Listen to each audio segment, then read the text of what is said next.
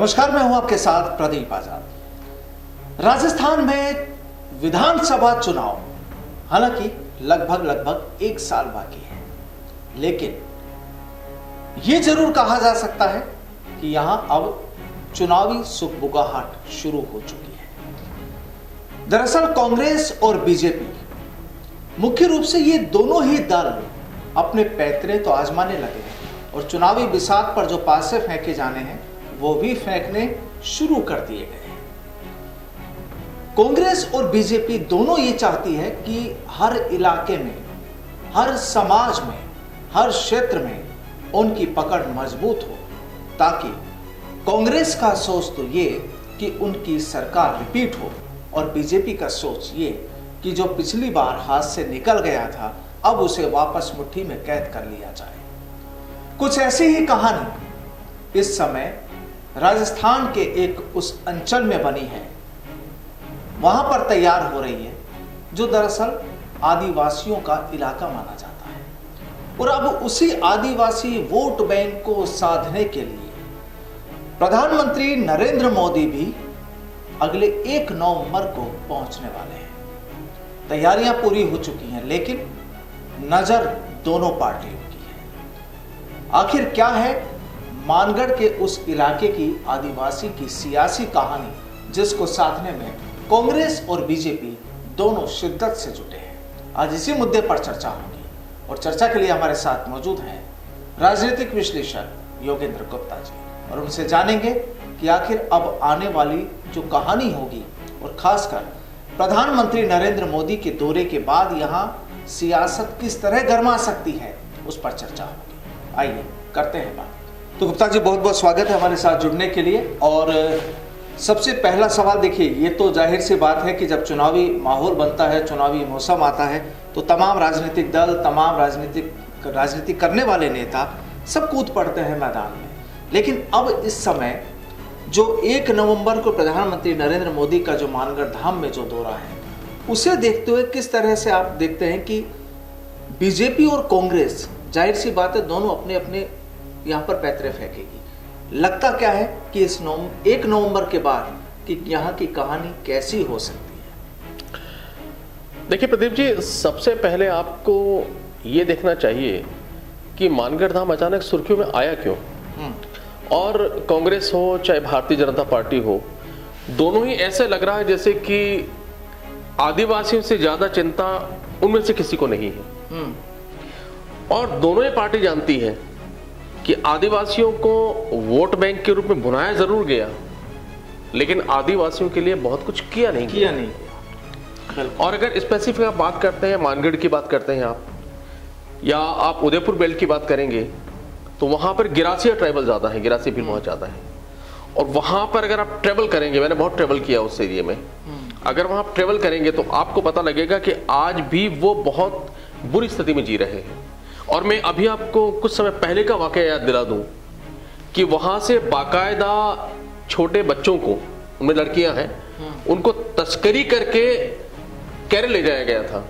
और यहाँ की जो हमारी टीम है उसने बाकायदा वहां जाकर पकड़ा और ये कहा गया था कि इन बच्चों को हम पढ़ाने के लिए ले जा रहे हैं। लेकिन बाद मानव विरोधी जो तस्कर टीम हमारी है उसने पता लगाया और वहां से वो वापस लेकर आई कि दरअसल वहां पे उनको एक्सप्लॉयटेशन के लिए ले जाया जा रहा था। तो ये भी बहुत आम वहां पर है कि इस तरीके की चीजें होती हैं। तो वहां पर शिक्षा का स्तर आप देखिए, उनकी आर्थिक जो स्थिति उसका स्तर देखिए, और वहां पर जो सरकारों ने बेसिक सुविधाएं वहां पर दी है, स्कूलों का स्तर देखिए, हॉस्पिटल का देखिए, सब बहुत बुरी स्थिति में है। तो ऐसे में उस जो कि वोट बैंक बहुत बड़ा है, उस वोट बैंक को भुनाने के लिए और चुनाव के मौसम में उस आदिवासियों के वोट बैंक को ललचाने के लिए अब दोनों पार्टियां सक्रिय हैं। और इसीलिए दोनों पार्टियां वहां पे जोर लगा रही हैं, और इसीलिए नरेंद्र मोदी की 1 लाख लोगों की कह रहे हैं कि वो सभा वहां प्रस्तावित है। पार्टी कोई भी हो, दल कोई सा भी हो, हमेशा इन वोटों के लिए वहां पर जाता है। मैं आपको 2012-13 की याद दिला दूं, जब थर्ड फ्रंट के रूप में राजपा यहां पर आई थी, तो डॉक्टर किरोड़ीलाल मीणा जो खुद एसटी समुदाय से यानी आदिवासी समुदाय से हैं, उन्होंने भी उस पूरी बेल्ट के अंदर, चाहे बानेश्वर धाम हो, ये वाला धाम हो या गोगुंदा हो, उस पूरे बेल्ट में बाकायदा विजय संकल्प रैली उन्होंने निकाली थी और वो बड़ा फोकस उन्होंने किया था। तो ये जो वोट बैंक है ये काफी इंपॉर्टेंट है।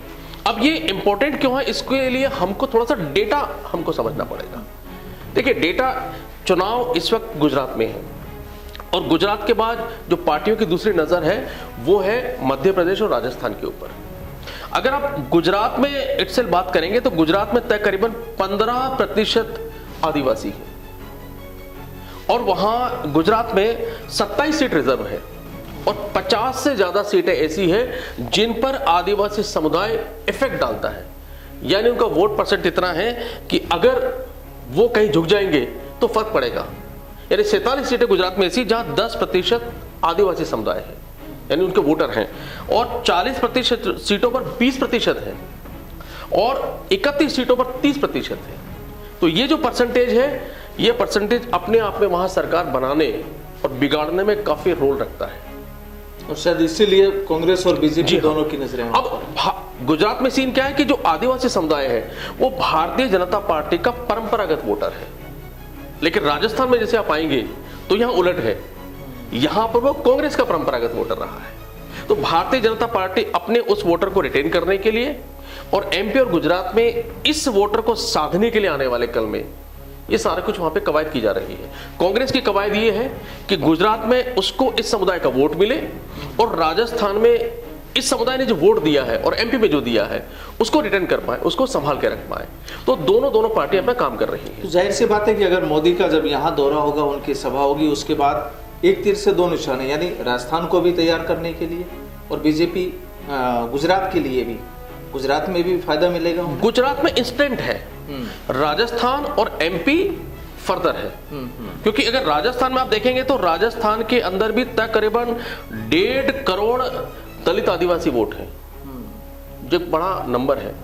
और राजस्थान में पिछले चुनाव के अंदर आपको अच्छी तरह पता है कि बीटीपी 2 सीटें लेके आई थी, बिल्कुल, तो वो एक थ्रेट था। और आदिवासी समुदाय की जो पार्टी है वो थ्रेट गुजरात में भी है दोनों पार्टियों के लिए और एमपी में भी थ्रेट है यहाँ के लिए।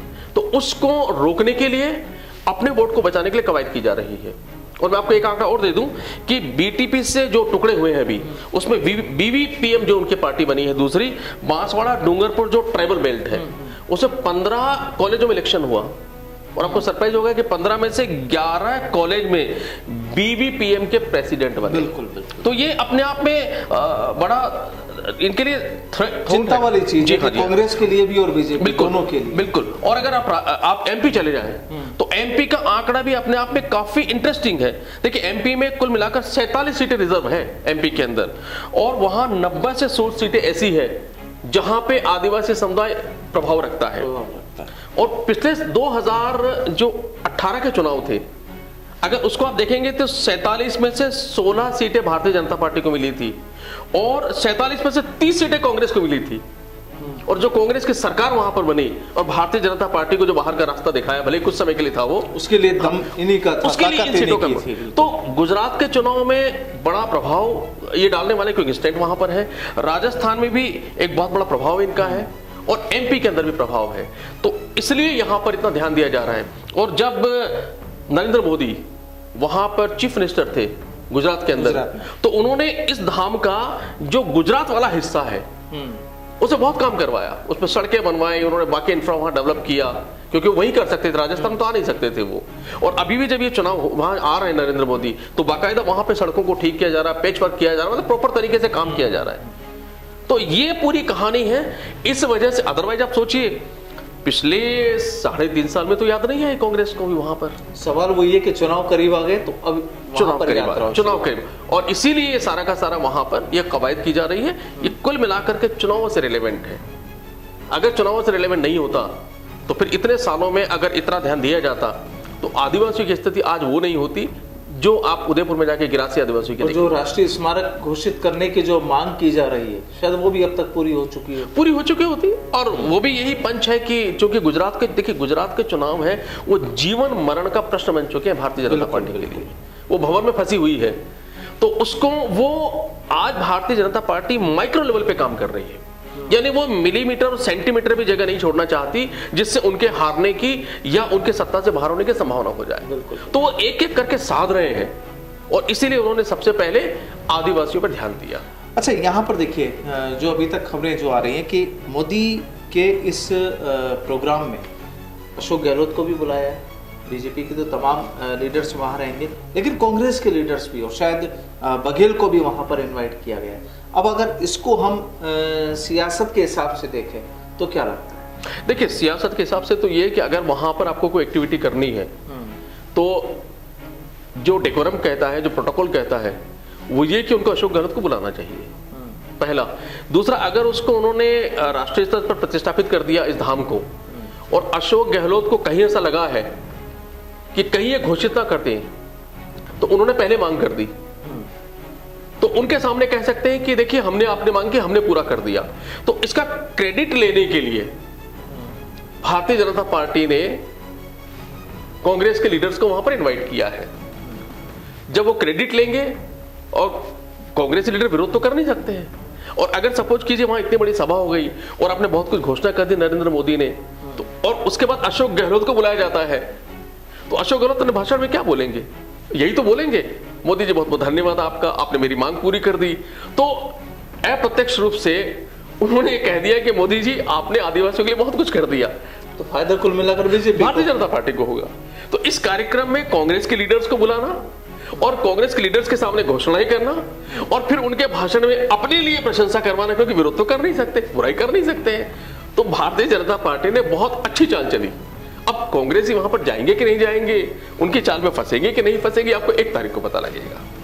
तो बिल्कुल, ये देखिए एक बड़ा हिस्सा और बड़ा खेल है यहाँ पर। अगर इसे सियासत के मायने से देखा जाए तो जो गुप्ता जी का सीधे तौर पर कहना कि बीजेपी जो गेम किया है वो वाकई उनके लिए तो सुखद रहने वाला है ही, लेकिन सवाल यहाँ पर जाते जाते, मतलब मिठाई देते देते भी कांग्रेस को वो एक कड़वी कुनैन की गोली जरूर पकड़ा जाएंगे।